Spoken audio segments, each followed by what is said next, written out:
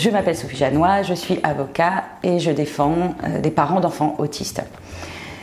Il faut savoir qu'aujourd'hui, nombre de familles sont mises en cause devant les tribunaux, notamment parce que les services de l'aide sociale à l'enfance considèrent que l'autisme est un trouble lié à la relation mère-enfant, ce qui est totalement absurde puisqu'on sait aujourd'hui que l'autisme est un trouble neurodéveloppemental d'origine génétique, voire environnementale, à savoir la pollution, etc.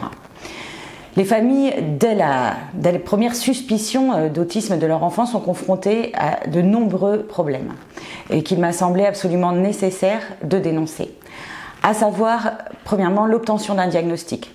Aujourd'hui, lorsque les parents sont dirigés vers des centres type hôpitaux de jour ou vers certains pédopsychiatres, on ne leur dit pas que leur enfant est autiste, voire qu'on ne le sait pas, ou pour des raisons complètement absurdes, à savoir, on ne voudrait pas mettre un enfant dans une case et lui coller une étiquette de handicap. Or, sans diagnostic aujourd'hui, ces familles sont absolument incapables de mettre en place des prises en charge adaptées pour leur enfant et tout le parcours va être jalonné d'une série d'imbroglios administratifs, de problèmes qui ne devraient pas exister.